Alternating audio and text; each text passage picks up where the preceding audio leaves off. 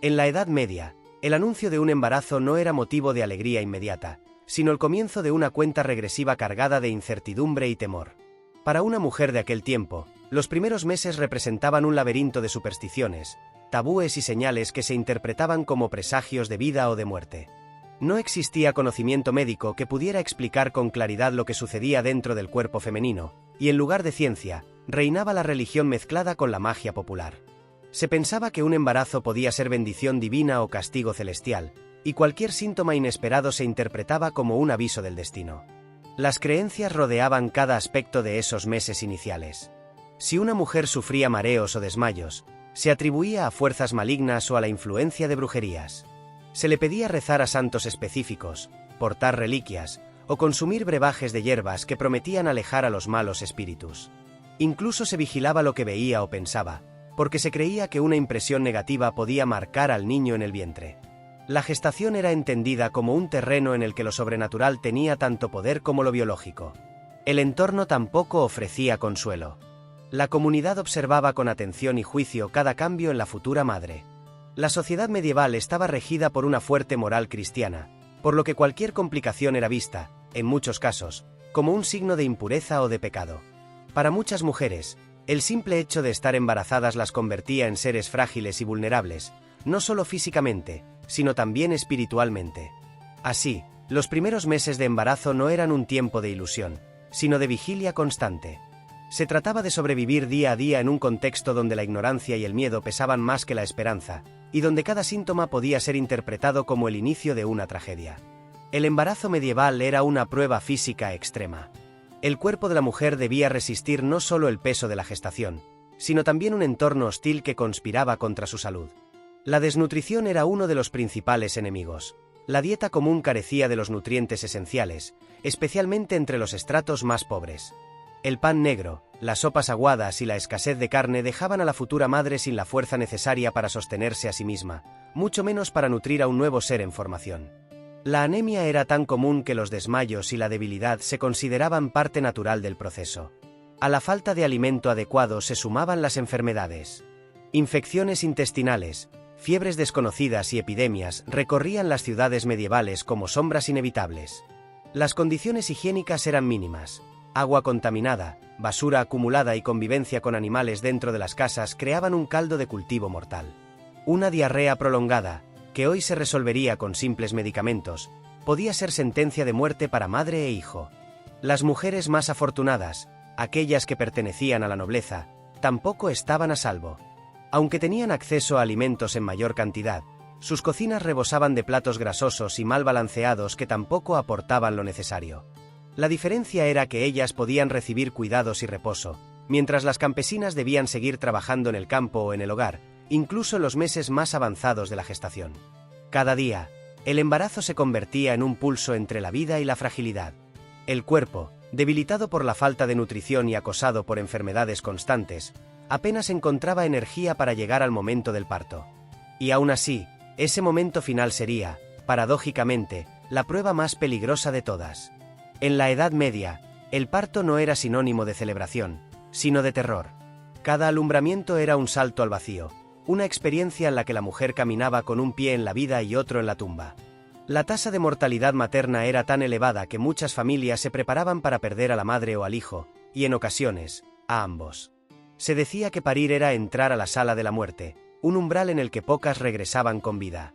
Las condiciones del parto eran precarias. No existían hospitales como los conocemos hoy, y en la mayoría de los casos, las mujeres daban a luz en sus propias casas, rodeadas de parteras que dependían más de la experiencia transmitida oralmente que de conocimientos médicos. La falta de higiene era absoluta: manos sin lavar, utensilios rudimentarios y habitaciones cerradas donde la suciedad y el mal olor eran parte de la rutina. Bastaba una infección puerperal para sellar el destino de la madre en cuestión de horas. El dolor se soportaba sin anestesia y la prolongación del trabajo de parto podía ser fatal. Las mujeres pasaban días enteros luchando por dar a luz, debilitándose hasta el límite. Si el bebé venía en mala posición, la tragedia era casi segura. Las parteras poco podían hacer, y los médicos, cuando aparecían, recurrían a instrumentos toscos que dañaban más de lo que ayudaban. En muchos casos, se tomaban decisiones brutales: salvar a la madre sacrificando al niño, o arriesgar a ambos en un intento desesperado. La comunidad religiosa intentaba dar consuelo, pero también aumentaba la presión. Se rezaban oraciones, se invocaba a santos protectores y se realizaban rituales para alejar al demonio, pues se creía que los partos difíciles eran obra de fuerzas oscuras. El miedo era tan real que muchas mujeres, antes de parir, redactaban testamentos improvisados, entregando lo poco que tenían a sus hijos mayores o a la iglesia, como si ya se despidieran del mundo. Dar vida, en la Edad Media, era enfrentarse cara a cara con la muerte. Un acto que mezclaba fe, dolor y la certeza de que sobrevivir era casi un milagro. Ante la ausencia de conocimientos médicos sólidos, el embarazo y el parto en la Edad Media se enfrentaban con una mezcla de remedios caseros, prácticas supersticiosas y procedimientos que hoy resultan impensables. Las parteras, figuras esenciales en ese mundo, recurrían a hierbas, rezos y amuletos como su arsenal más confiable. Se creía, por ejemplo, que colocar ciertas piedras bajo la cama podía alejar a los malos espíritus responsables de los partos difíciles, o que colgar reliquias religiosas en el cuello de la mujer la protegía de la muerte.